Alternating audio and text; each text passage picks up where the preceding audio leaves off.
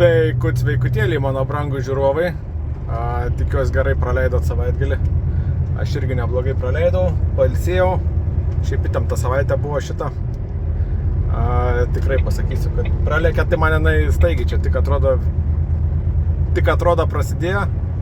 Tik čia Volvo buvau ir žiūrėk, jau čia savaitgalis atėjo. Ten labai greitai praėjo. Net savaitgalis turbūt ilgiau ėjo negu darbo savaitė. Toks jausmas. Tai pavalgiau burgerius skaniai per savaitgalį, pailsėjau, išsimegojau. Šiandien vėl pavalgiau pusryčiam analogiškus burgerius, nepalikinėjau šviežios mėsos. Nusipirkai, tai reikia ir suvalgyti, nes po to neaišku, kada su jie ten užsimsi. Tai viskas fainiai, pasitikrinau, realiai įdomu su oru. Čia dar po žiemos taip nebuvau realiai turbūt tikrinęs, bent jau neatsimenu. Gal ir buvau, bet neatsimenu dabar. Tai priekinė ašis vairuojama buvo virš 9, kokia 9,6, 9,7. Čia šaltai mašinai, esam šaltai mašinai. Varanti buvo gerai, bet aš neatsimenu, ar žiemą buvau padaręs 8 ant varančios, kad sukipims geresnis būtų, ar nebuvau. Bet varanti 8,5 buvo lygiai, visi 4 ratai. Priekį irgi vienodai, bet reikėjo nuleisti iki 9, aš 9 visą laiką laikom priekiniu. Priekaba, kai visada, kai priekaba yra paleistuvė, nieks ten netikrin oro, tai aš patikrinau, tai priekabai tai buvo jau 8, kai kur biški mažiau negu 8. Tai reikia pasižiūrėti vasarą, susižiūrėti biški tą orą. Svarbiausia netikrint po važiavimą, reikia prieš važiavimą tikrint. Atkreipiau dėmesį, kad krautas ir nekrautas mažai skirias slėgis. Dabar aišku krautas, šiaip reikėtų nekrautam tikrintis, bet mažai ten skirias, ten 10 dalim galbūt skirias krautam ir nekrautam, bet visą atmosferą gali pakvedą gauti, jeigu po važiavimo tikrinsi. Tai netikrikit karštų padangų, nes jos skirtingai įkaist ir labai jau bus pieno riebumo rodysim. Po to šaltas visas skirtingai bus tada.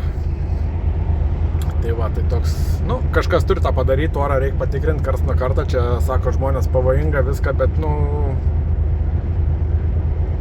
someone had to do it. Taip jau yra. Važiuoju dabar iki keltuko. Šiandien kokius biški pavažiuosiu čia per Danus. Per tiltą gal pervažiuosiu tą didį ir sustosiu. Tai kol kas tiek žinių. Žodžiu, sustojau tokiam parkinge. Čia netikėtai radau apleistą tokį, čia buvęs kelias, matos, priekį juostos eismų. Labai gerai čia. Ženklas yra, kad sunkvežimų parkings viskas. Svendborge. Nelabai kažkoks kalbadienis buvo šiandien. Važiavau taip ir pravažiavau. Pasisekė Helsingborge tik tais. Užstrigo rampą.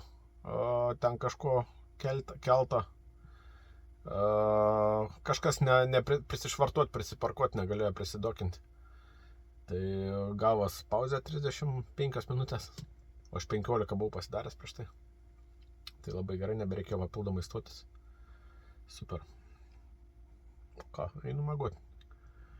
Atvažiavau čia už visai čia šalia už kelio. Kvartalas tai yra iškrovims. Ir tiek. Kažko mėgsam, nežinau. Rytoj ištikrausiu, tai nereikės anksti keltis. Nes jeigu toliau kažkur stočiaus, tai tarkim už ten kokių 5 kilų, tai reikėtų valandą anksčiau keltis. Reikėtų važiuoti tos 5 kilų. Kamščiai čia viską. Dabar nereiks. Dabar prie vietos. Ilgiau pamiegot gali. Vėliau pradedi. Viskas liuks. Tai einu miegot. Rytoj gal daugiau papasakosiu ko nors. Labas rytelis, atvažiavau iš krovimą biškį su nervais iš pačio ryto. Buvo čia adresas yra šitos gatvės, šiaip firmos, bet man užsakymą prieš tai įvažiavėms į firmą iš kitos gatvės, ten kitoj pusėje, paralelinę gatvę. Gerai, aš galvoju, gudresnis būsiu, neatvažiuosiu pagal adresą, atvažiuosiu kaip parašyta, nurodymuose pastabas, paskaičiau viską. Atvažiuoju, ten va tvartai va tokie va, jau uždaryti. Ir tu pyks. Tai kol įsistūmau, viską išsiraidyti. Nu, ten šiaip gatvė ir į dešinę reikėtų sukti iš gatvės, taip kaip va čia į kiemą, bet siaursi važiavims ir tiesiai nebėra kur ten, reikia iš gatvelėje apsisukti, tą formos sankryžą apsisukinėjau. Gerai, kad eismas nedidelis, tai nieko baisaus, bet susinervinu, kam rašyti, kad iš kitos pusės įvažiavims, jeigu iš čia pagal adresą tiesiog važiuok ir tiksliai čia va ir atvažiuoju. Va, o šiaip viskas gerai, smagu, geras parkings labai vakar, tylu, ramu, nieks galvos nekvaršin, viskas gerai. Tai va. Kol kas laukiu, atvažiavo, kol aš čia sukiaus, kita frėja atvažiavo ir užlindo. Man į priekį, tai turiu laukti, kol iškraus. Ką padarysi? Ir dar bairis. Čia sandėlininkui padaviau popierius. Sako, aš nenoriu čia, sako, šito krovinio. Sakau, kodėl? Sako, neturiu kur dėti. Neturiu kur krauti. Sakau, tai kam užsakinėjat? Sako, tai va, sako, produkcija 2 savaitės atsilieka, tai va, taip ir yra. Va, tokios istorijos. Kronikos iškrovimų. Nu va, su praeitų krovinių big bagais išviniojau diržus visus. Buvau viską ir susikabinau po iškrovimo tvarkingai, viską susidėjau. Pasitikrinau savaitgalį orą, viskas fainiai ir kai visada, kai tai padarai, gauni priekabos keitimą. Tai važiuosiu dabar, reikia susisukti, susiviniuoti diržus vėl, nes ką tik juos susikabinau čia. Galėjau į krūvą sumesti, aišku. Va. Eisiu kitą priekabą pasimti, važiuosiu su padangom lyg ir. Pasikeičiau priekabą, važiuoju. Vakar buvo kažkokie tai kvapai mašinai, galvojau kažkas dega.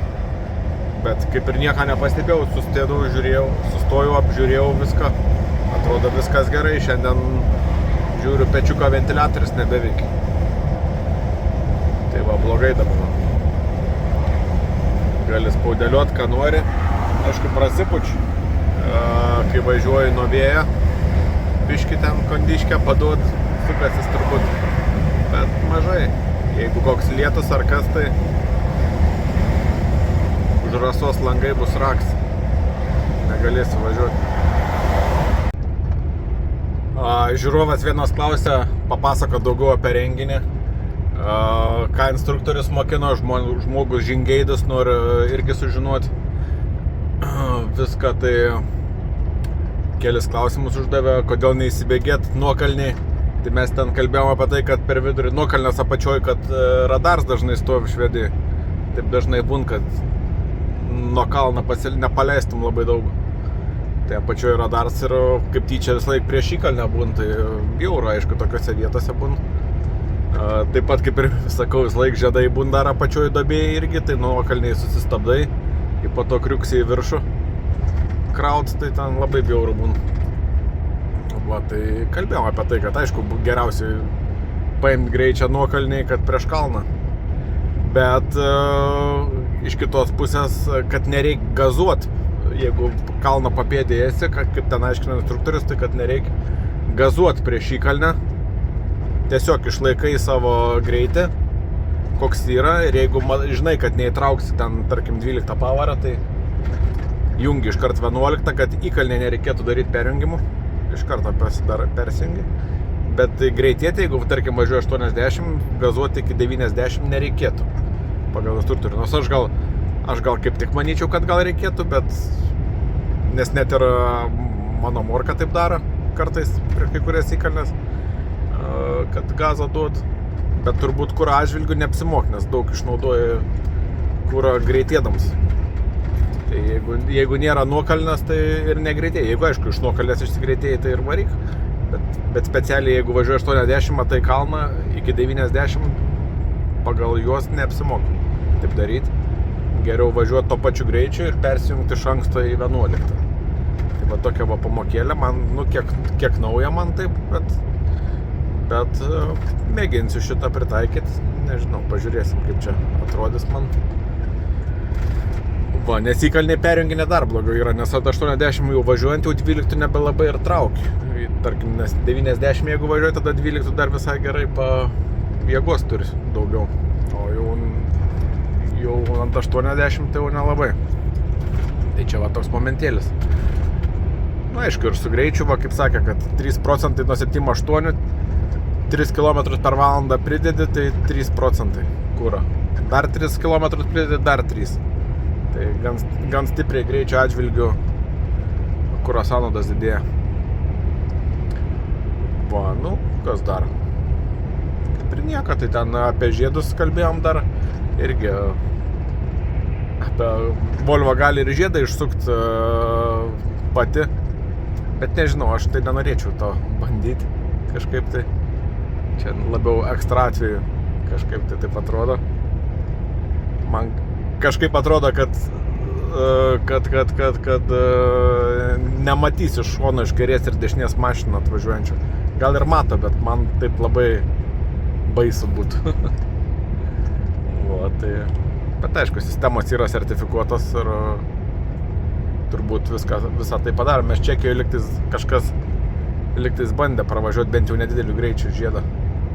Aš nebandžiau kažkaip tai. Reiktų šiaip išbandyti kada nors. Nu ką, brangiai, sustojau čia parkinge tokiam, kur 3 juostos labai keistai, už manęs kas sustos, neaišku, pirmiau manęs išvažiuos ar ne. Sustojau vakarui į Švediją, nevažiavau, nes prie Malmo nėra kur stovėti. Kepuos kiaušinienę. Va, šoninę, viską. Čia va, kiaušai, vegeta, cibulis, pieno biškių. Greitai pavalgysiu, tai galim bus eit poilsiauti. Kaip čia gražiai viskas atrodo, ne? Apskrudę biškį viską. Super. Su svogūnais visai kits vaizdelis. Cibuliais.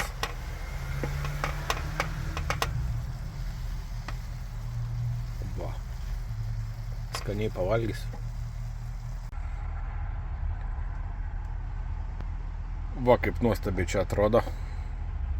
Su svogūnais. Skanaus visiems. Baltymų bomba. Viską. Pavalgysiu, galim bus poilsiauti. Po to gal dar kažką pašnekėsiu. Jeigu bus jėgų dar. Nu va, skaniai pavalgęs. Dienelę baigęs. Nežinau, kas to pečium daryti reikės. Reikia ventiliatorių gauti. Gausi ventiliatorių, reiks pasikeisti turbūt. Čia tai veik, tai neveik, atsigaunu biškį. Pažiūrėsim. Bjauru yra, kai neveik pečiuks. Kondiškė neveik. Viskas blogai. Pasitaiko.